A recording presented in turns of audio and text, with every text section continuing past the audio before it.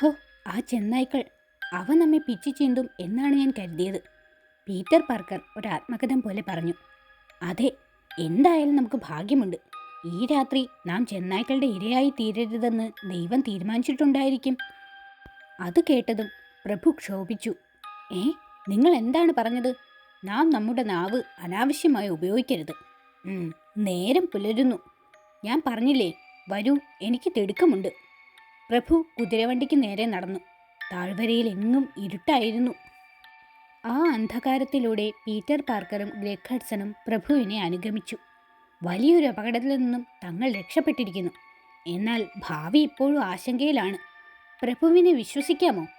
ചുറ്റുമുള്ള മലകൾ ഇരുട്ടിൽ മയങ്ങിക്കിടക്കുന്ന ഭൂതങ്ങളെയോ ഭീകരജീവികളെയോ ഓർമ്മിപ്പിച്ചു. മലമടക്കുകളിൽ വീശുന്ന കാറ്റിൻ്റെ ആരവം അപരിചിതമായ ശബ്ദങ്ങളായി അവരിൽ അസ്വസ്ഥതയുണ്ടാക്കി. അപ്പോൾ പീറ്റർ പാർക്കർ രഹസ്യമായി മന്ത്രിച്ചു.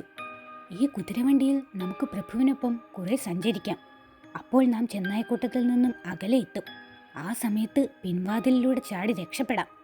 നേരം പുലർന്നാൽ നമുക്ക് രക്ഷപ്പെടാൻ കഴിയും, അല്ലേ? അതെ, ഈ പ്രത്യേക സാഹചര്യത്തിൽ ഏറ്റവും ബുദ്ധിപൂർവമായ തീരുമാനമാണത്. പ്രഭു നമ്മെ രക്ഷിക്കുന്നത് നല്ല ഉദ്ദേശത്തിലാണോ എന്ന് ഞാൻ സംശയിക്കുന്നുണ്ട്.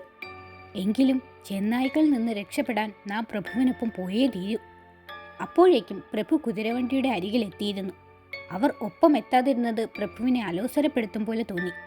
അവർ തിടുക്കത്തിൽ നടന്ന് കുതിരവണ്ടിക്കരികിലെത്തി. കാഴ്ചയിൽ നൂറ്റാണ്ടുകൾ പഴക്കം തോന്നുന്ന നിർമ്മാണ മാതൃകയായിരുന്നു അതിൻ്റേത്. വിളഞ്ഞു മുറ്റിയ കാട്ടുമരങ്ങൾ മുറിച്ച് നിർമ്മിച്ച ചട്ടക്കോട് ഉരുക്കുകൊണ്ട് നിർമ്മിച്ചതുപോലെ ബലവത്തായിരുന്നു. ശുദ്ധി ചെയ്ത് നിർമ്മിച്ച ലോഹഭാഗങ്ങൾ കൊണ്ട് ബലപ്പെടുത്തിയ അതിൽ അലങ്കാരവേലകൾ ചെയ്തിരുന്നു. ഒരു പുരാതന പ്രഭുഗൃഹത്തിലെയോ കൊട്ടാരത്തിലെയോ ഉപയോഗത്തിന് ആവശ്യമായ ഉറപ്പും ഭംഗിയും ആ വാഹനത്തിനുണ്ടായിരുന്നു. കരുത്തും ഉശിരുമുള്ള കറുകറുത്ത കുതിരകൾക്ക് സാധാരണയിലധികം ഉയരമുണ്ടായിരുന്നു. ആവശ്യമെങ്കിൽ അതിൻ്റെ കാലുകൾ ചിറകുകളായി രൂപാന്തരപ്പെടും എന്ന് ഗ്രെഗ് ഹഡ്സന് തോന്നിപ്പോയി. പ്രഭുവിനെ അരികിൽ കണ്ടതും അവ ഇടം വലം തലതിരിക്കുകയും ഉറക്കെ ചിനയ്ക്കുകയും വാൽ അതിവേഗം ചലിപ്പിച്ചുകൊണ്ട് നിലത്ത് ആഞ്ഞാഞ്ഞു ചവിട്ടി അസ്വസ്ഥത പ്രകടിപ്പിക്കുകയും ചെയ്തു. കയറിക്കോളൂ. അപ്പോൾ പ്രഭുവിൻ്റെ വാക്കുകൾ അവർ കേട്ടു. ആ വാക്കുകൾക്ക് ഒരു പ്രത്യേക ആജ്ഞയുള്ളതുപോലെ ഗ്രെഗ് ഹഡ്സന് തോന്നി. പ്രഭു ഒരു വശത്തെ വാതിൽ തുറന്നു പിടിച്ചു. വേഗം, നേരം പുലരാറായി. എനിക്ക് തിടുക്കമുണ്ടെന്ന് പറഞ്ഞില്ലേ, വേഗം കയറൂ. അത് കേട്ട് അവർ തിടുക്കത്തിൽ വണ്ടിയിലേക്ക് കയറി. പ്രഭു വണ്ടിയുടെ വാതിൽ ആഞ്ഞടച്ചു. എന്നിട്ട് അതിവേഗം മുൻസീറ്റിലേക്ക് ചാടിക്കയറി. വായുവിൽ ചാട്ടയുടെ മൂളൽ. അപ്പോഴേക്കും വണ്ടി മുമ്പോട്ട് കുതിച്ചു പാഞ്ഞു തുടങ്ങിയിരുന്നു. ഹോ, എന്തൊരു വേഗത!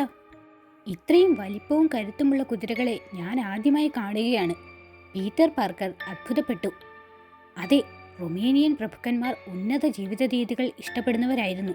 നല്ല മനോഹരമായ കൊട്ടാരങ്ങൾ, മികച്ച കുതിരകൾ, സുന്ദരമായ കലാസൃഷ്ടികൾ, എല്ലാത്തിനോടും അവർക്ക് ഭ്രമമുണ്ടായിരുന്നു. ആ പാരമ്പര്യത്തിൽപ്പെട്ട ആളല്ലേ പ്രഭു? കുതിരകളും പഴയ കുരിശുയുദ്ധങ്ങൾ പോരാടിയ വീരയോദ്ധാക്കളുടെ കുതിരകളുടെ പരമ്പരയിൽപ്പെട്ടതാവാം, ഗ്രെഗ് ഹഡ്സൺ പറഞ്ഞു. വിറളി പിടിച്ച ഒരു കാട്ടുമൃഗത്തെപ്പോലെ ആ കുതിരവണ്ടി താഴ്വരയുടെ വിജനഭീകരവും അപരിചിതവുമായ മേഖലകളിലൂടെ കുതിച്ചു പായുകയാണ്. പ്രഭു കുതിരയെ നിയന്ത്രിക്കുന്നതിൽ മാത്രം ശ്രദ്ധിച്ചിരിക്കുന്നു. അപ്പോൾ പീറ്റർ പാർക്കർ പറഞ്ഞു, ഈ വണ്ടിക്കുള്ളിൽ കയറിയപ്പോൾ മുതൽ ഒരു സുഗന്ധം അനുഭവപ്പെടുന്നില്ലേ? എവിടെയോ വെച്ച് ആ സുഗന്ധം ഇതിനു മുമ്പും അനുഭവപ്പെട്ടിട്ടുണ്ട്. ഓർമ്മ വന്നു. മരക്കൂട്ടങ്ങൾക്കിടയിൽ വെള്ള വസ്ത്രവും ധരിച്ചു നിന്ന ആ സ്ത്രീയെ ഓർമ്മയില്ലേ? അവളെ കണ്ട നിമിഷം ഈ സുഗന്ധം അനുഭവപ്പെട്ടിരുന്നു. അവൾ ഈ വാഹനത്തിൽ സഞ്ചരിച്ചിട്ടുണ്ടാവുമോ? എങ്കിൽ ആ സ്ത്രീയും പ്രഭുവും തമ്മിൽ എന്തു ബന്ധം? ഇവർ മനുഷ്യർ തന്നെയോ? അങ്ങനെയെങ്കിൽ നാം വളരെ ശ്രദ്ധിക്കണം. Peter Parker അസ്വസ്ഥനായി.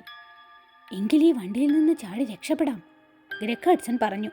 അടുത്ത നിമിഷം തന്നെ ഗ്രെഗ് തിരുത്തി. അരുത്, അപകടം, അതാ നോക്കൂ. പീറ്റർ പാർക്കർ ജനാലയിലൂടെ പിന്നിലേക്ക് നോക്കി.